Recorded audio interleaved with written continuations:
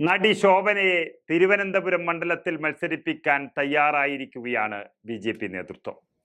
ശശി തരൂർ എന്ന സ്ഥാനാർത്ഥിയും തിരുവനന്തപുരം എന്ന ഒരു സീറ്റും സത്യത്തിൽ ബി നേതൃത്വത്തിന്റെ സമനില തെറ്റിക്കുകയാണ്. ലോകസഭയ്ക്കകത്തും പുറത്തും നരേന്ദ്രമോദിയുടെയും ബി പേടി സ്വപ്നമാണ് ശശി തരൂർ MP.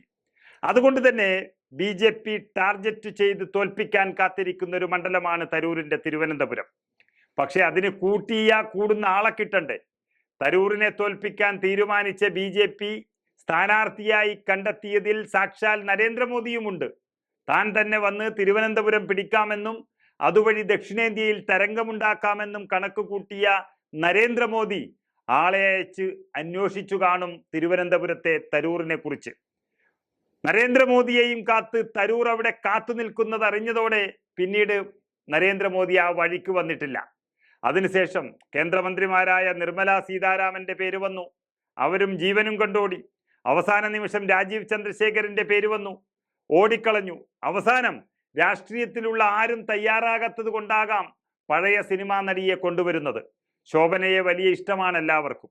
അത് അഭിനയത്തിലും നാട്യത്തിലുമാണ്. അത് വോട്ടാകുമെന്ന് ബി ആരാണ് പറഞ്ഞു കൊടുത്തത് എന്നറിയില്ല.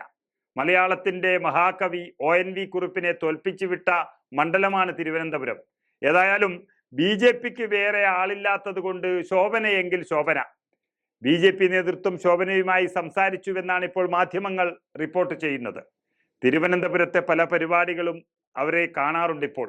ശോഭന മാത്രമല്ല, അവരുടെ കുടുംബ വോട്ടുകളും ചിലത് തിരുവനന്തപുരത്ത് ഉണ്ട് എന്നാണ് അറിയുന്നത്. ബി നടി സൗഹൃദം പുലർത്തുന്നു എന്ന തരത്തിലുള്ള വിവരങ്ങളും അടുത്തിടെ പുറത്തു വന്നിരുന്നു. കൊച്ചിയിൽ പ്രധാനമന്ത്രി പങ്കെടുത്ത പരിപാടിയിൽ ശോഭന എത്തിയിരുന്നു. ഇതൊക്കെയാണ് ബി ശോഭനയുടെ ബന്ധം.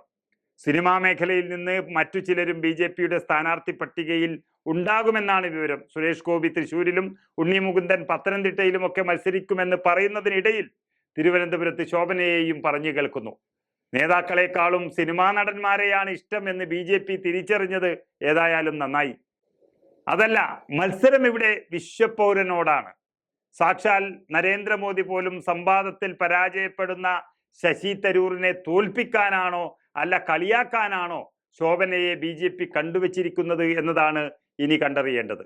ഏതായാലും A ക്ലാസ് മണ്ഡലം എന്ന് പേരിട്ട തിരുവനന്തപുരത്ത് പ്രമുഖരെല്ലാം മാറിപ്പോകുന്ന സാഹചര്യത്തിൽ ബി മണ്ഡലത്തെ കൈവിട്ടു എന്ന് തന്നെ പറയേണ്ടി വരും.